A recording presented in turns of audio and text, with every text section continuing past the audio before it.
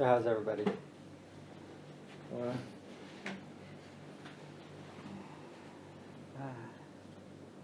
And your meditation?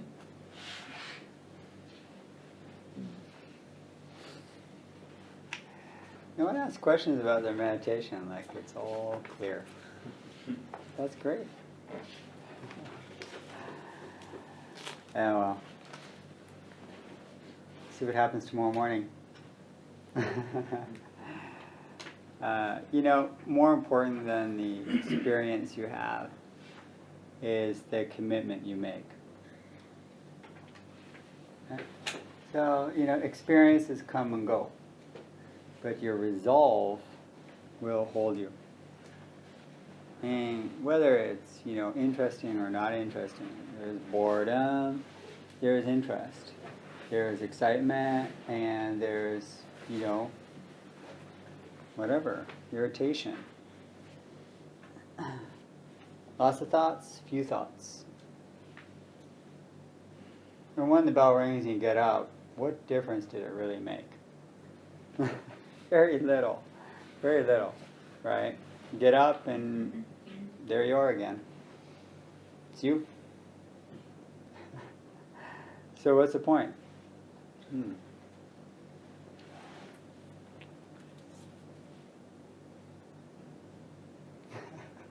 I'm not going to tell you, because I don't know.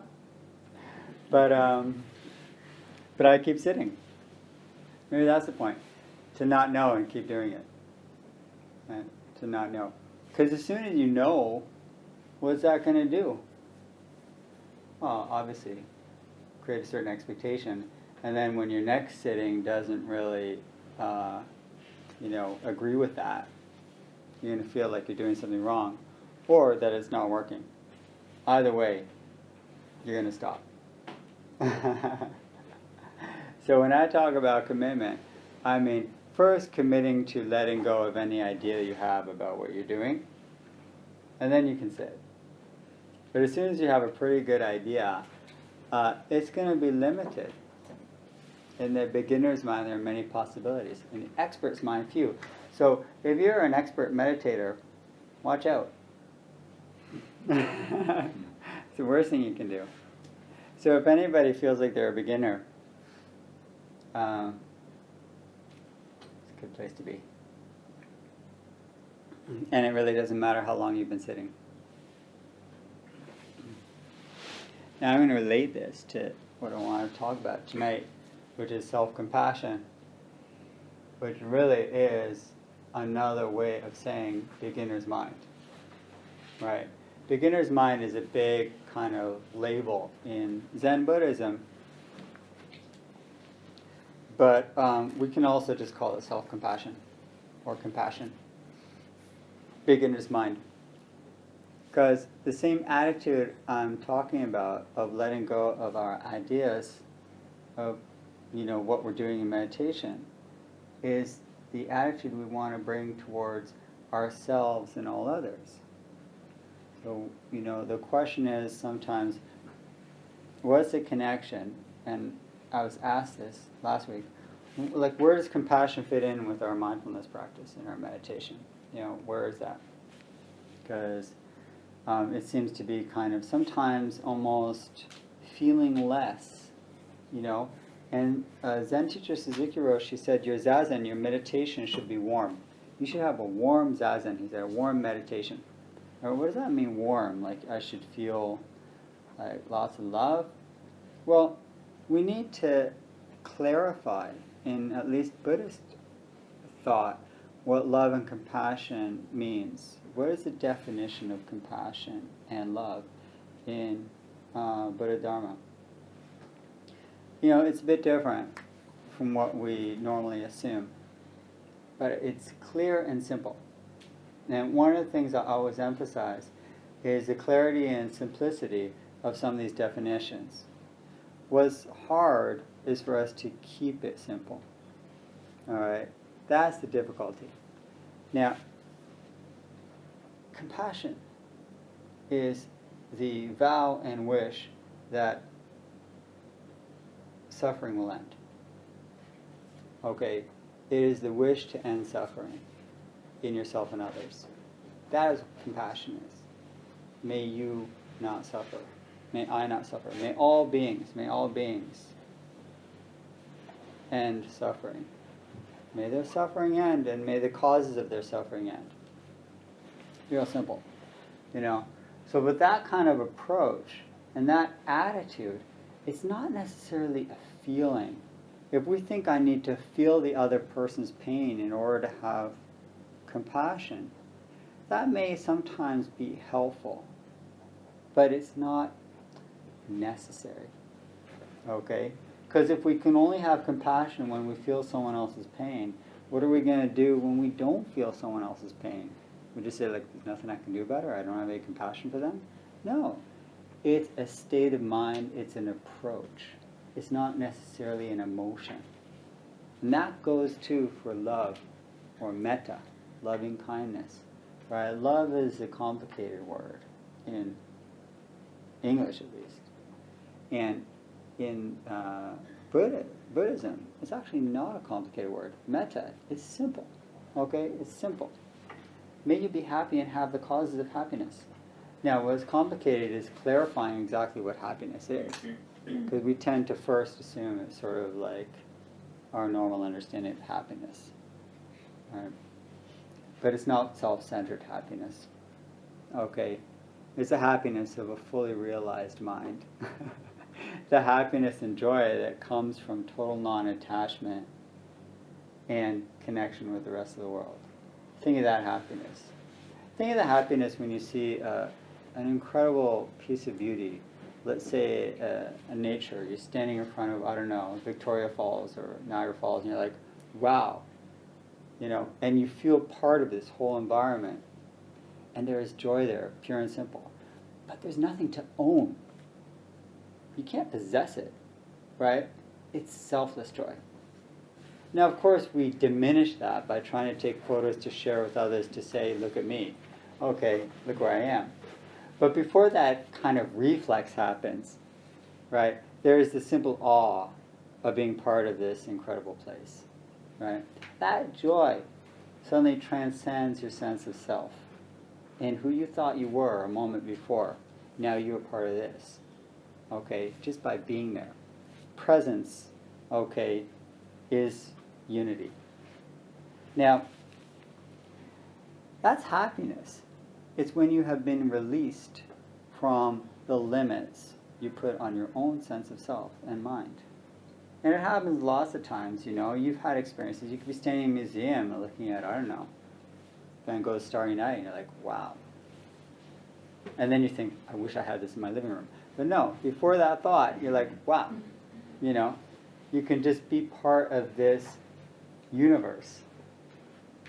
And there's nothing you can hold, but it has released you from some of the, golden prison we're in all the time of like, yeah, I like who I am. Even if you like who you are, that's fine. On the relative level, there's relative and absolute in Dharma teaching. On the relative level, yeah, you have to have a healthy sense of self in order to release that sense.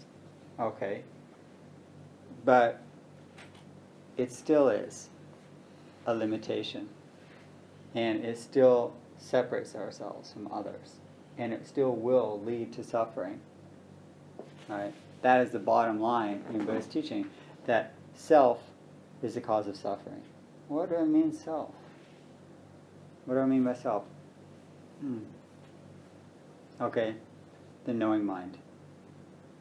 You know who you are. You know what's good for you. You know what you don't like. Okay? And that knowing, know thyself, knowing yourself really well, is a source of suffering. Why?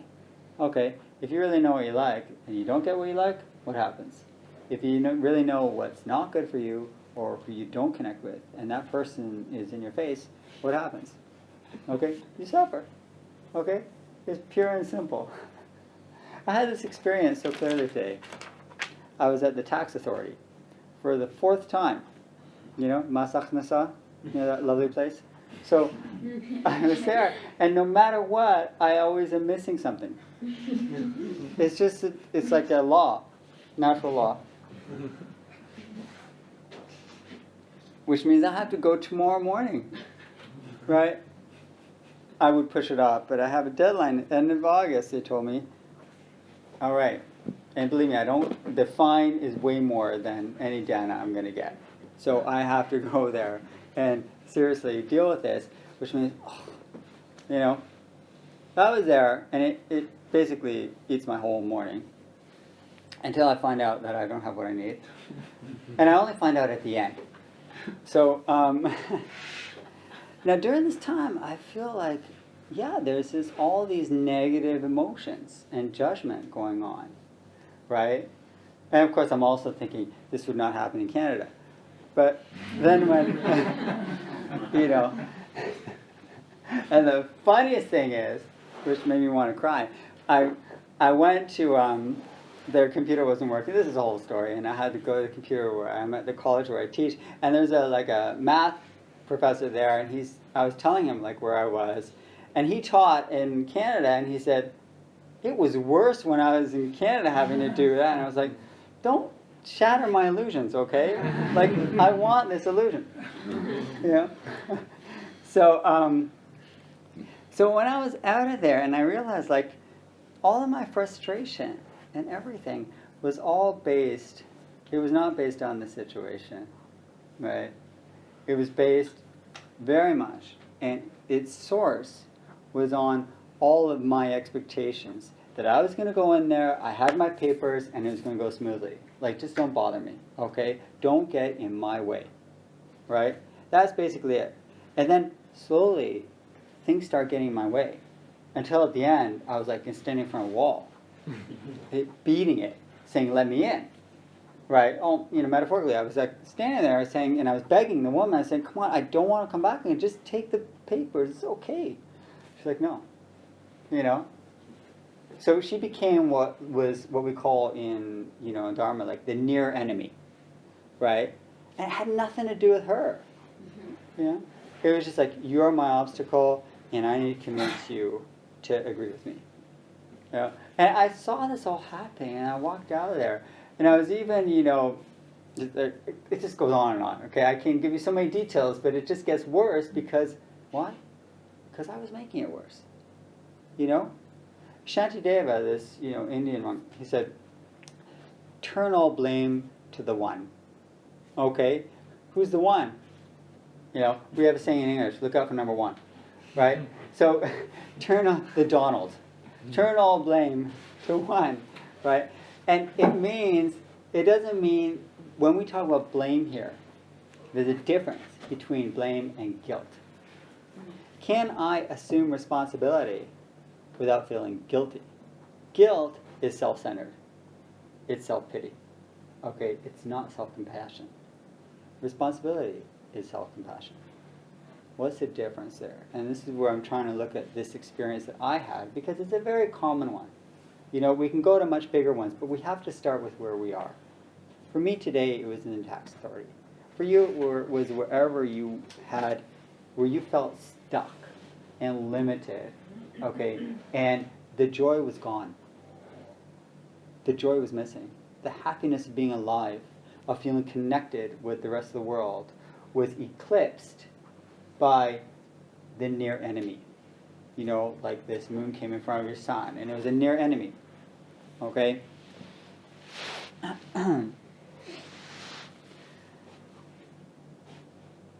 When you suddenly recognize that there is suffering there, and you remember your wish to be free of suffering, suddenly the very same situation is transformed from obstacle to opportunity. Mm-hmm. So the very same situation, the wall suddenly becomes a door, okay?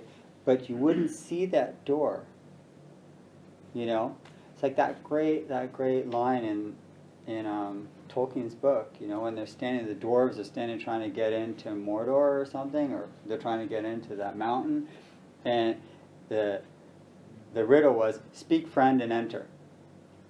And so they thought when they said friend, it was talking to me, I'm a friend, we're friends, so what do we say? What should we speak? What should we say? Right? When really all they had to do is speak, meaning say friend. Suddenly somebody realized, just say friend, and it opened up. The answer was there all along. The only way to defeat your enemy is to speak friend. All right? Say friend. Call them friend. They are your teacher for this moment. Their compassion, they are teaching me to understand the source of my suffering. Right? That's what all these irritants are doing. When I see them all as the sources of my suffering, I have inverted reality to accord and agree with my own sense of self.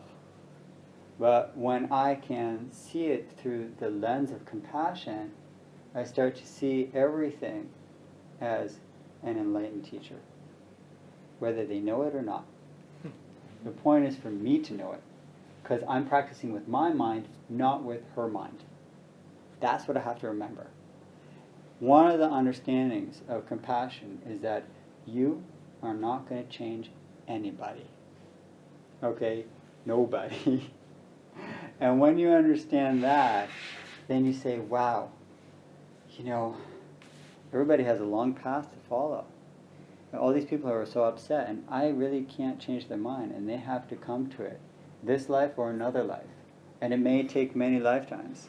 But wow, what a long path we have, to be free of suffering. And when you realize that just as you suffer, others suffer, your mind is not so different from their minds, right? We're all dealing with mind.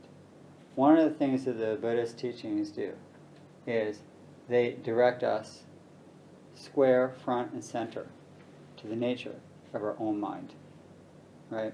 When we talk about dealing with the world and practicing with the world, we're really practicing with one thing, your own mind, okay? And everything is just a mirror showing you your mind, your mind, your mind. Does that make it solipsistic so that you're just trapped inside your own mind? No, because everything is then a reflection. You are interacting with everything. Everything is your instructor, right? Everything then becomes your meditation hall. But it takes constant reminding. This is a mindfulness practice. Okay, what's the connection between mindfulness and compassion? Okay, mindfulness is remembering.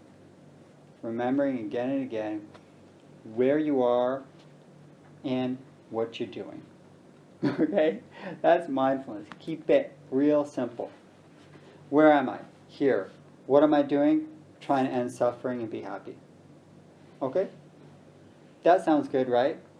But how often during the day do you actually remember that? When you remember and you're feeling irritated and you're feeling anxious and you're feeling judgmental and you're disliking people around you or just this one enemy and you have all this stuff going on, when you remember your main purpose in life is to relieve suffering and increase happiness, what does that do? Okay, to the nature of your mind that was holding on so tightly to this experience as my obstacle. Right? Just notice that. When you just remember, okay? You just remember. And mindfulness is remembering where I am, what I'm doing. Okay? I'm here. What am I doing with here? Okay? What am I doing with here? Am I using it to reinforce my own suffering? Meaning my own expectations of who I am? And either you're agreeing with it or you're disagreeing with it? Remember, the nature of the mind, of the self-centered mind, is to swing between two poles. What are those two poles? Like and dislike. Like and dislike, like and dislike. We also call it aversion and attachment. Okay? Desire and anger. All this, it's just all the same thing, right? Positive, negative. The mind swings between those two poles all the time. And if it's in the middle, right, it's just sort of indifference. Like, I don't care. Right? So when you notice the mind swinging, it doesn't have to do with what you think is causing that swing. It has to do with your own conditioned reality. Right? Your conditioning. Now, look, I'm in that place, and other people, were turned away too. Maybe they were okay with it. That came from their conditioning. There was no, single reality. There was as many realities as there were minds interacting with it. So when you take responsibility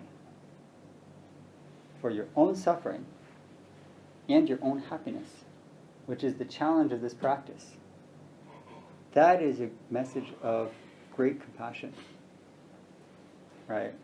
Because now you have something you can do. In Zen Buddhism, they don't talk actually a lot about compassion. In fact, they barely mention it. Why is that? Isn't that odd? Because in Tibetan Buddhism, it's talked about all the time, like from A to Z. Okay? And in Theravada, they practice karuna, compassion. They guide you through compassion. There's compassion practice, which I'll mention in a second. Why is it not mentioned in Zen? It's not mentioned in Zen very much. I mean, it's a Mahayana tradition. It's part of this where you take this bodhicitta, bodhisattva vow. Bodhisattva vow. Bodhisattva is somebody who reaches enlightenment and says, well, I'm going to keep coming back and be reborn to help all others reach enlightenment too. Whereas I could leave if I want to, but I'm going to come back for more, right? I'm going to come back for more because of my, deep care and compassion for all creatures. All sentient beings, we say. Now, so why don't they teach it much in Zen? They don't teach it because it is so understood. It is so understood and taken for granted that your meditation practice is founded on compassion. Why else would you be doing this unless you suffered and you wanted to end that? All spiritual practice has its root in your own suffering. Otherwise, why bother? Like, why would you even come? Because it's like better than, I don't know what, walking the streets? Yeah, but still, why would you, why bother? Why bother? Because we all recognize on some deep level that we suffer and we need a way to end it. Okay? And even if it's not like, I'm happy, you meet people that are happy, I'm okay, my life's okay. That's fine. Your life can be okay. And still, as one teacher was asked, he said, can you give me an instruction? Dilgo Rinpoche, actually. He's this great Tibetan sage. And a student asked him, okay, can you give me like a main teaching? And the Buddha said, when he was asked at the end of life, like all things are impermanent. That was it. So what does Dilgo say? What does Dilgo say? He said, I'm going to die, and you're going to die. And that's all you need to know. Yeah, it's beautiful. It's so succinct, right? It's so, concise. That's all you need to know. When you truly realize that you're going to die, and then you realize everything that comes up when you face that, which is kind of panic, right? Or depression, or fear, or indifference, or whatever it is. But no matter what, okay, death is disturbing. It's disturbing, right? If it's not, then that's disturbing. So we're in a place where if we're going to die, okay, and we have to face that fact. And I don't just mean, when he says, I'm going to die, you're going to die, that's all you need to know. It's not just talking about the death of your body and mind. But you know what? Today, all of your plans, they're dead. Okay? Everything you planned for today is gone. You know that great vacation you had last year? Dead. I mean, whatever you're going to be going for in the future is going to die. All your relationships, we can talk about it change. We can say impermanence. That makes it easier, doesn't it? Just say it's dead. It's going to die. Right? Everything you love, everything you work for will pass away. Okay? It's all going to happen. So, what do we do with that ultimate fact of every moment is a little death? Every moment is a little death. Right? Then in a sense, what is accompanying us in life is a kind of inherent grief. There's an inherent grief to living. Right? There is a lack. There's a hole. To be human. The Buddha said that, he mapped out or described and taught sort of three main types of suffering. There's the suffering of just having a form, get sick, you get old, you die, whatever. You break your leg all the time. Hunger, thirst, cold, whatever, forms. There's the suffering of change. Things change, and it gets hot, it gets cold, you get hungry. Things change. Things change all the time. What you like leaves. But then he talked about a much more kind of general suffering, which is what I'm pointing to here. He said the suffering of existence itself. Suffering is just the nature of being here. Now, that didn't make it depressing, because what we understand suffering is a big word in English, meaning it's kind of like depressing. But dukkha, the understanding of suffering, or dukkha, in Dharma teaching, is more that sense of something's missing in my life. Sound familiar? It can be like just a low-level sense of, what am I going to do today? And behind that, to be happy. Like that low-level sense of, gotta do something, gotta feel it. Gotta always feel something. Gotta do something. Gotta move. Gotta change. Where am I going to be next year? Make plans. All that. The drive, to make your life something. That desire to be something, to find fulfillment from the outside in, is sourced in what he called the basic nature of suffering in existence. Facing that, and looking at that directly, that my sense of dis-ease, of not being totally comfortable and at peace, the peace of samadhi where I can sit, and this is where I'm coming to. I'm coming around to meditation. That acknowledging that it's basically a nature I have in my mind to often be not at ease, in whatever way, is exactly what meditation wants to acknowledge. So you sit, and what do you notice? What do you notice when you sit? You notice there are thoughts, there are sensations, and there's a lot of desire. I don't mean desire like, sensual desire. I just mean like, I want something to happen. I want something to happen in my meditation. Is it peaceful yet? Come on. Yeah? That kind of hope that we don't even want to acknowledge. I'll get there. Okay, I'll come next week. Tomorrow morning it'll be better. It'll happen. Just keep working at it. Right? Trungpa Rinpoche called it spiritual materialism, where you take the same wanting to own stuff and build a life from the things you own, to building a sense of happiness from having some spiritual fulfillment or states of mind. All states of mind are impermanent. If we really recognize that, and that's what Dilgo Rinpoche was saying, I'm going to die, you're going to die.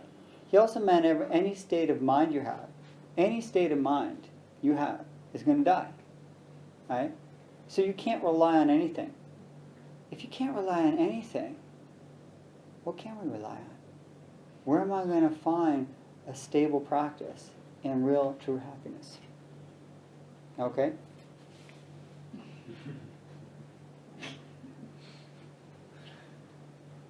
Go figure.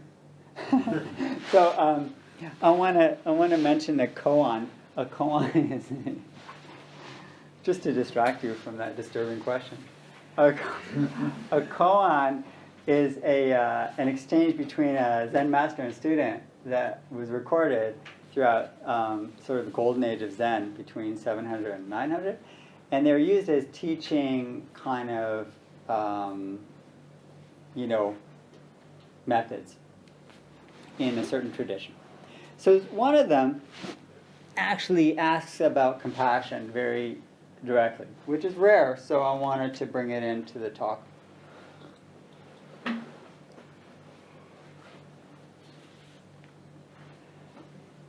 He asked about the Bodhisattva Avalokiteshvara. Avalokiteshvara is, Chenrezig, or, different names, canon, different names for the kind of symbol of compassion, the being of pure compassion. And Dalai Lama is considered to be a manifestation of, incarnation of the Bodhisattva, compassion, Chenrezig.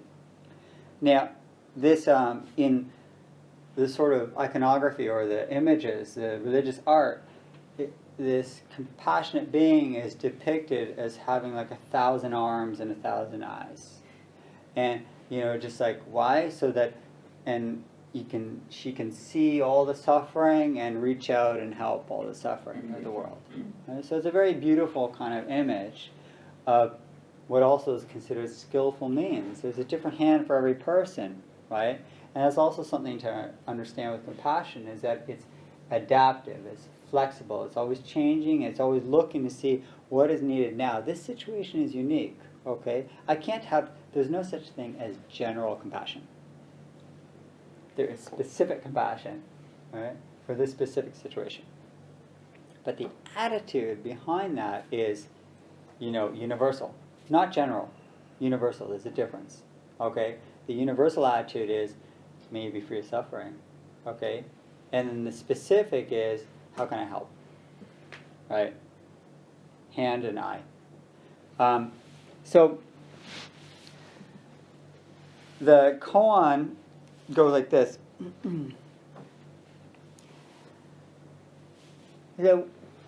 What does the Bodhisattva compassion do with all of her hands and eyes? How does she practice compassion? Basically, that was the question. Meaning, how do we practice compassion? What is the approach to compassion? And the master said, oh, it's like reaching back in the middle of the night and adjusting your pillow. Do you ever wake up in the night and your pillow's over there? And you're like, that's why I'm not sleeping well. So you just move it back under your head. That's how the Bodhisattva of compassion works. It's like just adjusting your pillow in the middle of the night. So then the master asked the student, do you understand? I love his little comments, right? Because he's setting him up. He's like, yeah, I understand. He said, what do you understand? He said, it's like having hands and eyes all over your body. And so the master said, well, that's a good answer, but it's only 80% correct. He actually said 80% correct. Right. Now, what is that 80%? That 80% was, a really good intellectual understanding of the working of compassion. Right? And we have to understand it, through our minds, like listening to a talk or reading about it. But then, how does it become actually alive? So, he said, yeah, it's 80% good. So then the student said, well, all right, so what do you understand? And then the master said, it's like being covered with eyes and hands. He said the same thing. Said the same thing. Now, that's the point. The point is, you can have the same act of compassion. One is being done through realization, right? And one is not. Okay? What we want is we want to transform not just the world, but we want to transform our own minds. Okay? We have to remember that you can make changes in the world and you can help others, and that's important to do. But it's not more important than simultaneously changing your own mind. Right? And that is where the real work is for this practice right now. And it's really important because of the beginner mind attitude. Remember, the source of suffering, if it's from the mind, what about the mind is causing suffering? It's all of the ideas, the limitations, and the sense of self. It's really clear in Buddhist teaching that the source of suffering is from self. Okay? But you can't get rid of self. What we want to do is see through self. You're not trying to get rid of self. You have a conditioned self. It's useful. It's skillful. Don't ignore that. You have a personality, you have a history, you have family, you have all these things that you can identify and say, who am I, what do I like, what do I dislike, you know? It's fine. You have to say, no, you know, what flavor ice cream do you have? Anything. Oh, you can have preferences. What's wrong with that? You can have skills, and you can have likes and dislikes. We're not getting rid of that. When I talk about transcending yourself, it means not being limited by those definitions. Okay? They're not everything. And in meditation, that is precisely what we're doing. We're understanding that whatever thought you have and whatever idea that comes to your mind is not the whole story. And you notice that by seeing how transient and insubstantial all of those ideas are. Why? Because they pass. What is it? Who are you? That's one of the questions we ask in meditation. Who are you? Like, who really are you? Can the real self please stand up? All right? Who are you really? Can you give me a thought? And that's one of the things that Bodhidharma, the first Zen ancestor, his disciple, the second ancestor, came to him in the beginning and said, I'm really, my mind is very disturbed. Please give me some peace. And so he said to him, you give me your mind, I'll put it to peace. So he then spent another long time meditating, and after all, probably lots of years, came back to Bodhidharma and said, I couldn't find it. And Bodhidharma said, there, I've given you peace. I've put your mind at peace. Right? The best way to find peace for your mind is to not find your mind. You can't change your mind. You can see through it and not take it so seriously. Take your practice seriously, but don't believe your thoughts.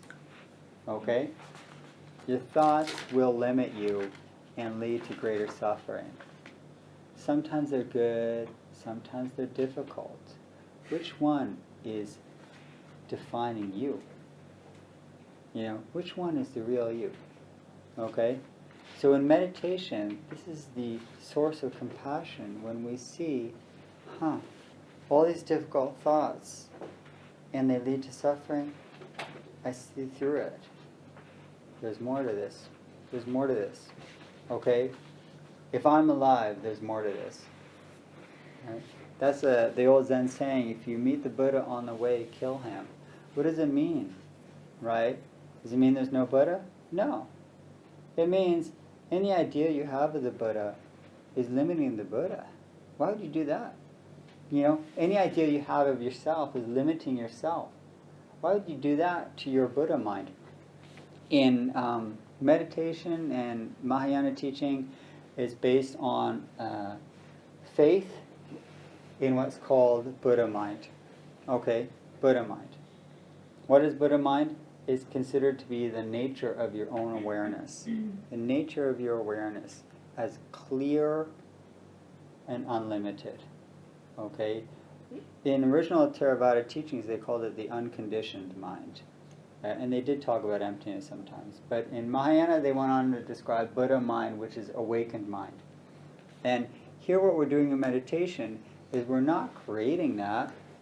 We're simply seeing through the obstacles. We're seeing the walls as transparent and realizing that nature. Right? Because everything passes. And what remains? The clarity of your own awareness that can see all the thoughts and see them pass. That clarity is the nature of your mind. And that is a source of compassion.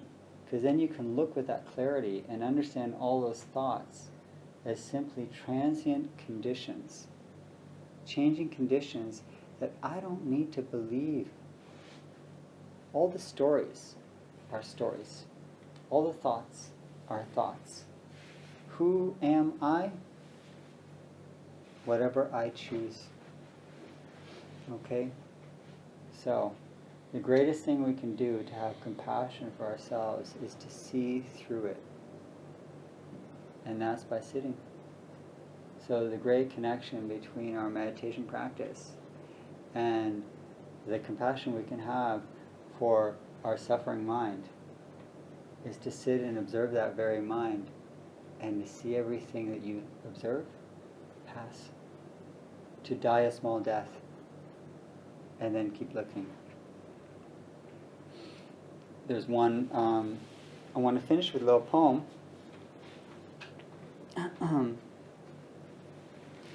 It's a poem by Czesław Miłosz, the Polish poet.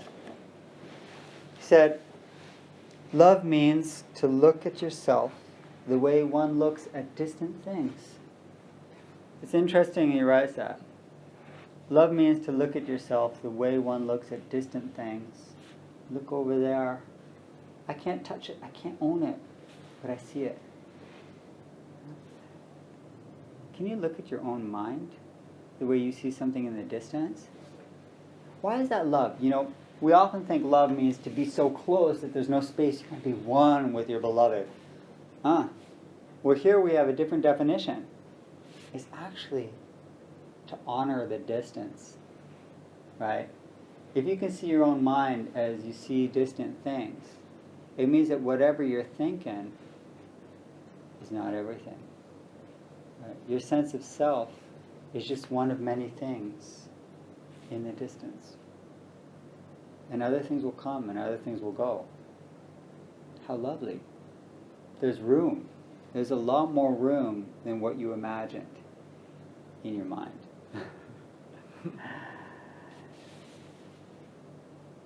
For you're only one thing among many, and whoever sees that way heals his heart without knowing it from various ills. A bird and a tree say to him, "Friend." Then he wants to use himself and things so that they stand in the glow of ripeness. It doesn't matter whether he knows what he serves. Who serves best doesn't always understand. That's why the questions are more important than the answers. Keep asking the question, who am I? What does it mean to be here? What am I doing and why? Those questions will serve you well. They will keep you from getting stuck in definitions which are answers. As soon as you have an answer, right, it may serve you, but then it'll stop serving you and you will serve it. So, ask again, look again, and return to beginner's mind. That beginner's mind of your meditation is a compassionate mind because it gives you the space to keep changing and to accept the changes and to heal.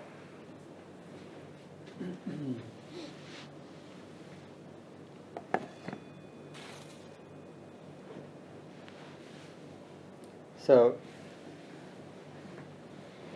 last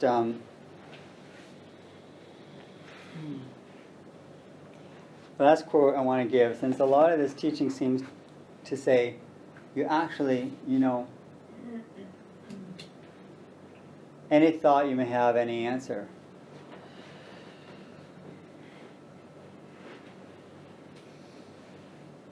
Breathe. And Shantideva, I want to end with him. All the joy the world contains has come through wishing happiness for others. All the misery the world contains has come through wanting pleasure for oneself alone. Is there any need for any more explanation?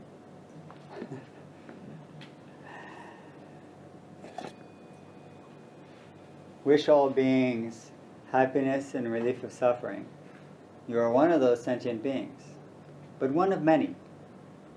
One of many. Wishing all sentient beings to be free of suffering. Of course you are included, but not only. That is the source of true joy. And the source of misery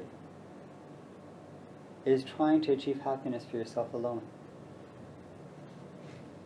Observe that, and you will be free.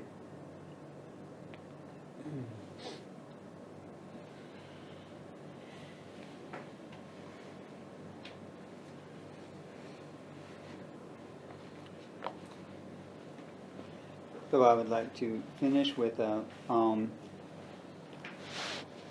couple, about 30 seconds of sitting in silence, and then a couple of questions.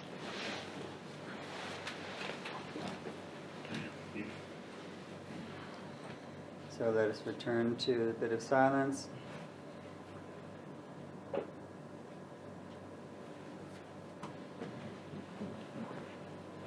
Letting all words pass and coming back to your breath.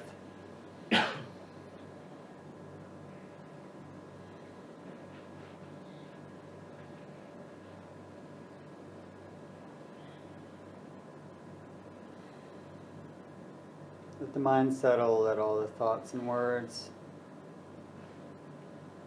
pass.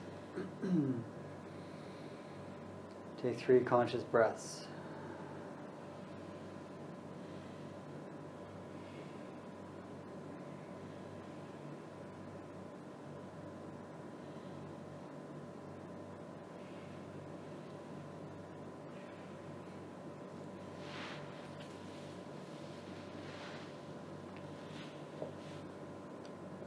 So, does anyone have a comment or question you'd like to offer?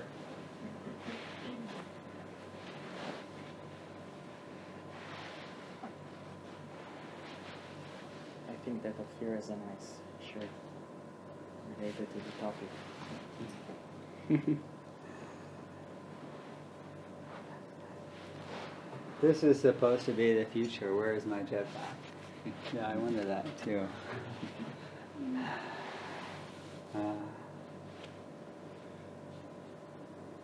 You also have a good one. Don't look back.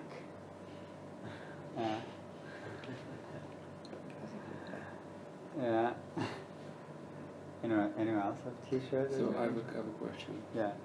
You said before, don't believe your thoughts, and I just wonder, how you differentiate between, thoughts that are, emotional driven and thoughts that are more rational driven, because there is some thought that you need actually to maintain your life, to take the good decision, to take the right decision, and some thought that came from emotion. So how you differentiate those two kinds of thoughts? Yeah, that's good. What thought should you take seriously?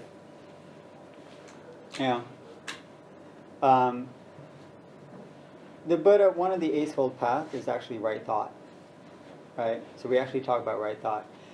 And we should understand also what right means. Right means not causing harm and of benefit to all others, including yourself. So if whatever thought you have, can increase happiness and reduce suffering in some way, right? And even if it's for your own pleasure, but it's not causing any harm and it's not creating a sense of, it's not reinforcing selfishness, okay, it's benefiting. It's a benefit and not harm. So basically the equation we're always asking is, greater benefit, less harm, right? Greater happiness, less suffering.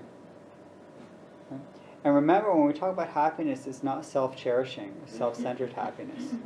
Because that, what sometimes seems like happiness is actually just pleasure. And there's a difference between happiness and pleasure. They can be the same. You can have pleasure and happiness. But pleasure is a result of happiness. Happiness is not necessarily a result of pleasure. Right? So, if you can keep the equation kind of clear. Now, when the Buddha taught about right thought on the Eightfold Path, okay, the Eighth Pathway, which is the 4th of the Noble Truths, okay, right thought was pretty much right understanding. It was understanding the Four Noble Truths and understanding impermanence, okay, and understanding the source of suffering, right, and understanding anicca, anatta, and dukkha, understanding impermanence and non-self and suffering. So that was what right thought was about, okay? It's kind of the nature of the world as those elements. Now, if we can make decisions, and in the background of our understanding, our framework of understanding, right, is the Four Noble Truths, and is impermanence, and is understanding dukkha, and understanding non-self, right? Then whatever decision you're making will probably be helpful. But when we start to get confused about who and what we are, and instead of non-self, we're starting to get involved with self, then we get confused. Because instead of, serving, we're wanting to take. We're wanting to receive more, right? So, study the Dharma. Make sure you really understand the Four Noble Truths. You really understand the three marks of existence, okay? And you really understand self and emptiness. And then remind yourself on a daily basis, when I leave my door and go into the world, I want to increase true happiness and decrease suffering. Then, that's your background, right? Okay, so it's my background, and then the thought appeared, and then you said, don't take it so seriously. Mm-hmm. So what do you mean, like, after you are filtering the thought with what you said before, something is missing for me there. Yeah. No, because we start to intuitively, we're using mindfulness to intuitively look at the thoughts like from a distance. And then we can pretty much say, okay, is this something I need now or something I don't need now? Is this relevant to my situation or not relevant to my situation? Right? Is this thought useful or unuseful? Is it helpful or harmful? That's basically, the main way of mindfulness is like looking at things, saying, is this what I need to be thinking about now? So it's maybe allow me. So it's not about don't take your thoughts so seriously. Now first, understand your thought. First, understand, and maybe this is right.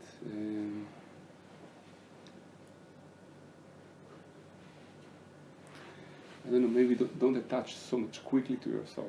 Yeah, I think this is the way I want to say it, because I kind of understand the issue here. And I think the poem of saying, like, look at your thoughts like something from the distance. Basically, mindfulness is, if I am having a thought, instead of saying, I'm thinking, we say, there's a thought, or look at that thought, right? There's a little bit of distance you create so that I pause before attaching to the thought as me, before identifying with the thought. It's all about identification. How strongly do I identify with my thoughts? When I say don't take your thoughts so seriously, that's what I'm saying is, I'm trying to say, it's the end result. Yeah. How strongly do I immediately say, I'm angry, I'm irritated, whereas, when I'm in the office today, I should have been able to say, with more practice, hopefully I will one day, oh, there's so much, so much irritation. There's so much irritation right now, or like, so much judgment. There's a real strong judgment of these people around me, real strong judgment. Instead of, I'm so judgmental. You see, and this is the compassionate part too, is I'm no longer judging myself by virtue of the thoughts I have, right? But instead, because I can see it as phenomena happening because of my conditioning, then I am no longer so critical. Because, wow, I have a lot of conditioning of being so judgmental. Look at that. Look at all those judgments. Wow. Automatic. Out of control. and I see it. And I see it for what it is. That's what I mean by, Yeah, you're not going to get rid of the self, but you can see through it. What do I see through? I see through the fact that it's not me. It's patterns that have been reinforced because I have not been mindful enough until now. Right? Lack of mindfulness is selfish attachment. And when I say selfish, I'm not saying like me, it's not in a negative way. It's in the sense that I immediately identify and hold on and possess my thoughts. Me. I'm thinking this. And if they're good thoughts, I'm a nice person. If they're bad thoughts, I'm so bad, But all the thoughts are the same. Now, our mindfulness practice, not just in sitting, but as we say, outside, it's a bit harder because we're not being as, you could say, intentional, right? It's more like you have to train in your meditation in order to make it more spontaneous when you're outside of meditation, right? But don't expect it's always going to happen. This is why the training is necessary in meditation, to get used to looking at your thoughts from that little bit of distance and to say, wow, not me, not me, not me. Okay, if you can say not me, that is an act of compassion. Because otherwise, if it's me, it's like, me? That's me? Boy, I'm disappointing myself so much. You're going to have lots of crap. It's not you.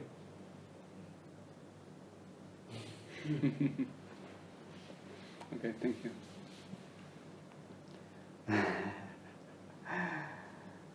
Any other comment? We have one more. Yeah? Is surrender the same as compassion? Well, what do you mean by surrender? Just to accept that this is what there is right now. Mm-hmm. Yeah, surrender is, that acceptance.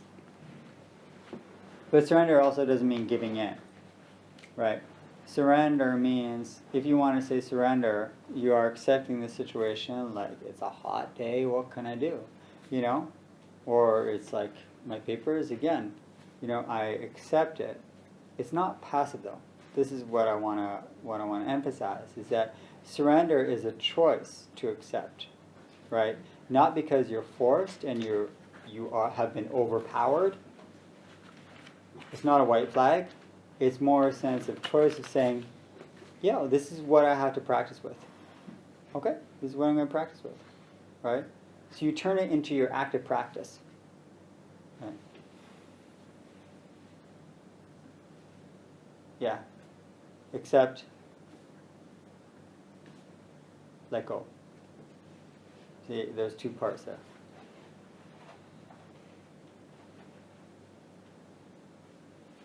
Last question. Comment is good. It's like compassion would seem to mean, at the end of the day, deep understanding.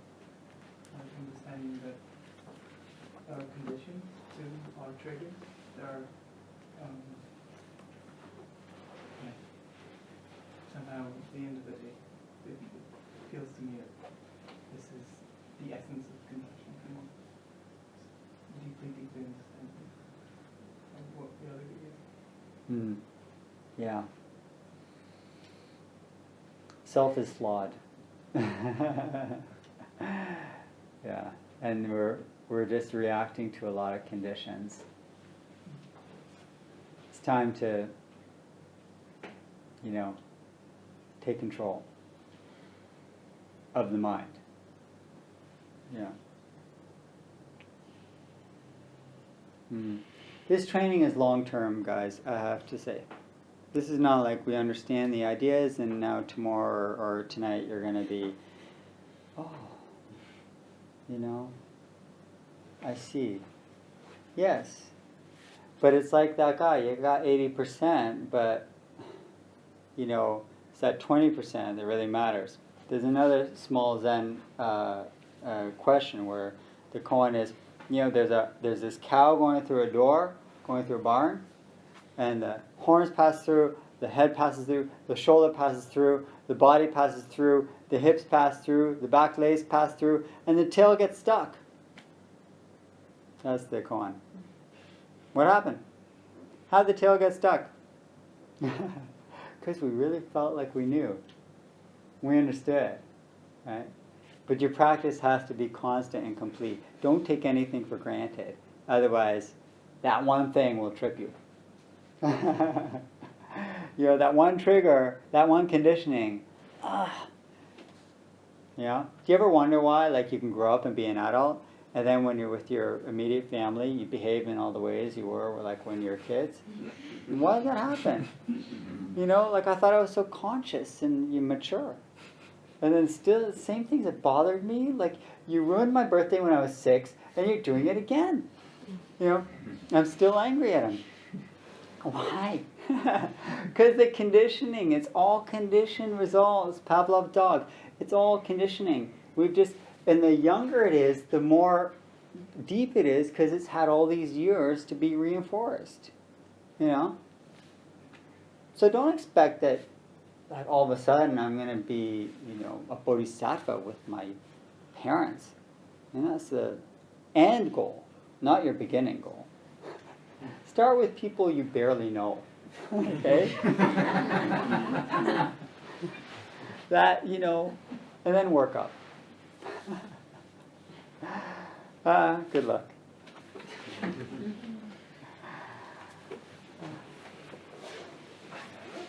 So next week, I'm not sure what we'll talk about, but it'll be something.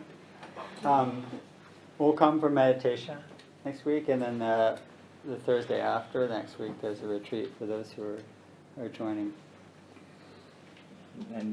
אנחנו נפגשים פה ביום שישי ב7:30 בבוקר למדיטציה וארוחת בוקר קלה, ויום שבת ב7:30 בערב. כולם מוזמנים, אין צורך להירשם, ויש סדנה ליד הדלת של הכניסה, מוזמנים לסייע. תודה.